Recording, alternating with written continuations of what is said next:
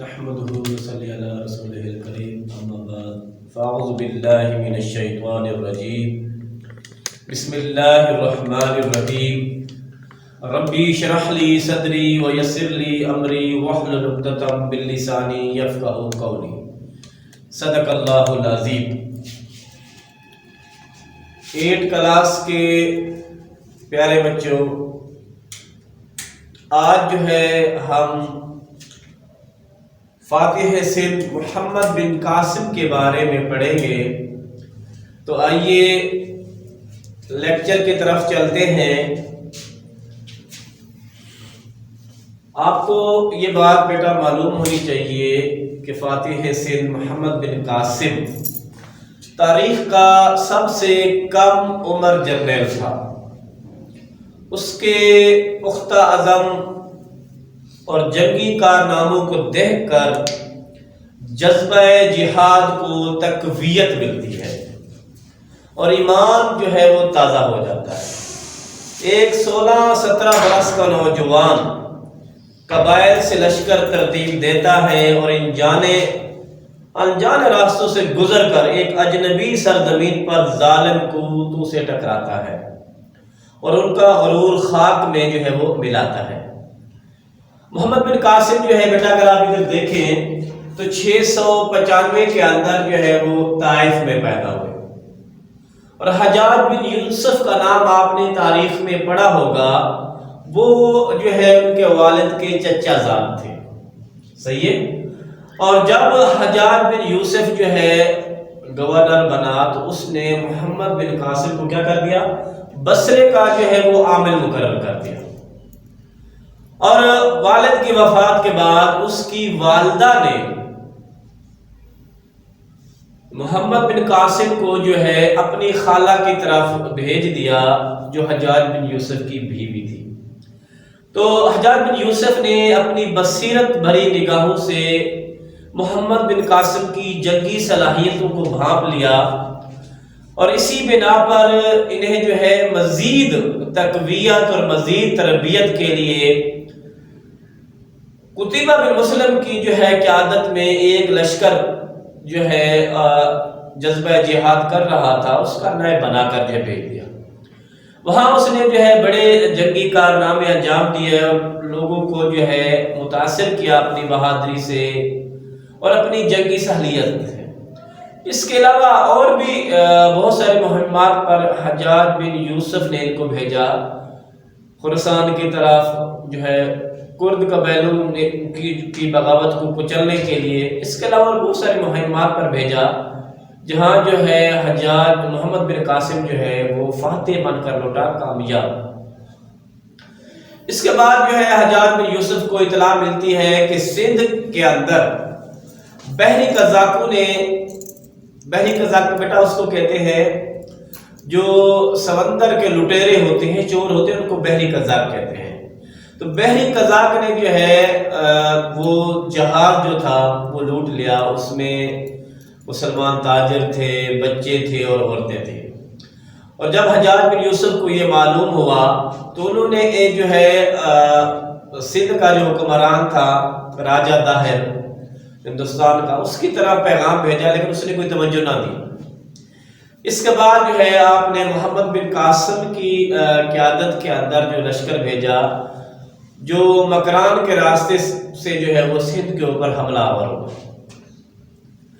سب سے پہلے جو ہے بیٹا آپ کو معلوم ہونا چاہیے کہ پہلا حملہ دیبل کے قلعے کے اوپر ہوا۔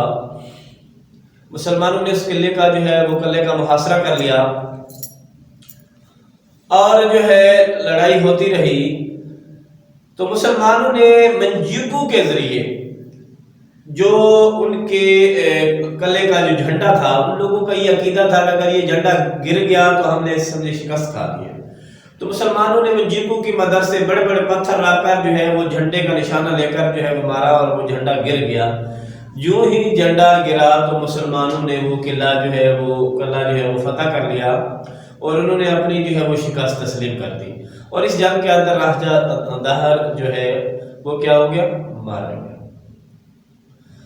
اس کے بعد جو ہے محمد بن قاسم آگے بڑھے، گجرات، کاٹھیواڑ اس سے ہوتے ہوئے جو ہے ملتان کی طرف جو ہے وہ جا رہے تھے، تو پیچھے سے جو ہے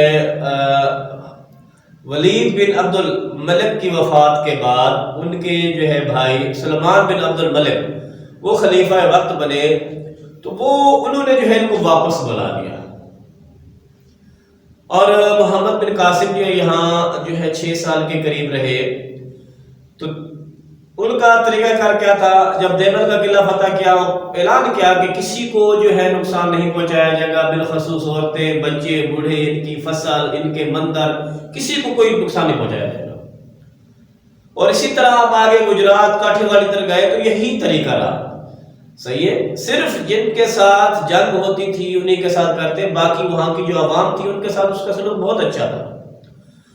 اور یہی حسن سلوک تھا کہ جب آپ واپس جا رہے تھے تو آپ کو ہندو جو ہے وہ روکنے کے لیے آئے اور زار و قطار رونے لگے کہ آپ جو ہے وہ نہ جائیں۔ تو انہوں نے کہا کہ جی مجھے حکم آ گیا، مجھے جو ہے وہ جانا ضروری ہے، تو اسی لیے میں جا رہا ہوں۔ تو پھر انہوں نے جو ہے ان کی یاد کے اندر ایک مورتی بنا کر اپنے مشہور کیرج مندر کے اندر رکھ دی، ان کی یاد کے لیے۔ کیوں؟ وہ اس سے متاثر تھے، اس کی انصاف پسندی سے، اس کے حسن سلوک سے، یہ چیز جو ہے ان کے دلوں کے اندر گھر کر گئی، اور بہت سارے لوگ جو ہے کیا اسلام کے جو ہے حلقے میں داخل ہو گئے۔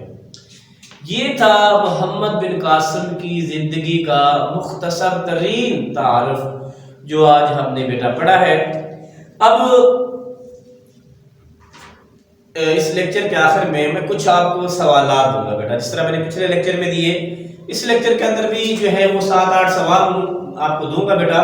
تو آپ نے یہ کرنا ہے کہ ان سوالوں کا جو ہے ترتیب کے ساتھ جو ہے وہ مجھے جواب بھیجنا ہے، اور جس بچے کا جواب میرے پاس آئے گا تو میں سمجھوں گا کہ اس بچے نے میرا لیکچر سنا ہے اور اس کے پلے کچھ پڑھا ہے، تب جا کر جو ہے اس نے جو ہے مجھے سوالوں کا جواب دیا۔ سب سے پہلا سوال بیٹا کہ محمد بن قاسم کہاں پیدا ہوئے؟ دوسرا سوال کہ محمد بن قاسم کی جنگی تربیت جو ہے وہ کس نے کی؟ اور حجاج بن یوسف کی بیوی محمد بن قاسم کی کیا لگتی تھی؟ 3 سوال ہو گئے بیٹا۔ چوتھا کہ محمد بن قاسم سندھ میں کتنے سال رہے؟ صحیح۔ اور اس کے بعد اگلا سوال کہ سندھ پر فوری حملے کی وجہ کیا تھی؟ تو یہ بیٹا 4 سے 5 سوال ہے، اس کا آپ نے جو ہے وہ صحیح آنسر جو ہے مجھے دینا ہے۔ جو بچہ جو ہے اس کا صحیح آنسر دے گا، رپلائی مجھے کرے گا، واٹس ایپ گروپ آپ کو معلوم ہے، اس میں آپ جو ہے وہ چیٹنگ بھی کرتے رہتے ہیں، پوچھتے بھی رہتے ہیں، تو اس کے اندر بیٹا وہ جو ہے یہ آپ نے اس کے آنسر مجھے بھیجنے ہیں، اور جو بچہ جو ہے وہ آنسر مجھے بھیجے گا تو وہ پریزنٹ کنسیڈر کیا جائے گا۔ اور بیٹا آپ کو یہ بات معلوم ہونا چاہیے کہ جو بچے لیکچر اٹینڈ کر رہے ہیں اور رسپانس دے رہے ہیں، تو جب آپ واپس آئیں گے ہم جو ہے یہ حاضری کاؤنٹ کریں گے، اور جس بچے کی حاضری کم ہوگی تو اس کے بارے میں جو ہے وہ پھر میٹنگ ہوگی، کمیٹی جو ہے وہ ڈیسائیڈ کرے گی کہ اس بچے کے ساتھ کیا کرنا ہے۔ تو اسی لیے بیٹا یہ جو لیکچر ہو رہے ہیں LMS پر آپ کے پاس 24 آور ہوتے ہیں، اس میں قید بھی نہیں ہے کہ آپ نے فلاں وقت میں سننا ہے اور نیٹ میں یہ پرابلم آ گئی یہ ہوگی، اس میں تو آپ کے بیٹا 24 آور کسی بھی ٹائم آپ سن کر جو ہے اس کو آپ بیٹا ریپلائی کریں گے۔ صحیح ہے بیٹا؟ تو یہ تھا بیٹا آج کا لیکچر، اور اس کو جو ہے آپ نے توجہ سے سنا ہوگا، اور اس کے آخر میں نے آپ کو جو ہے وہ کوئز بھی دے دیے، وہ بھی بیٹا آپ نے کرنا ہوگا۔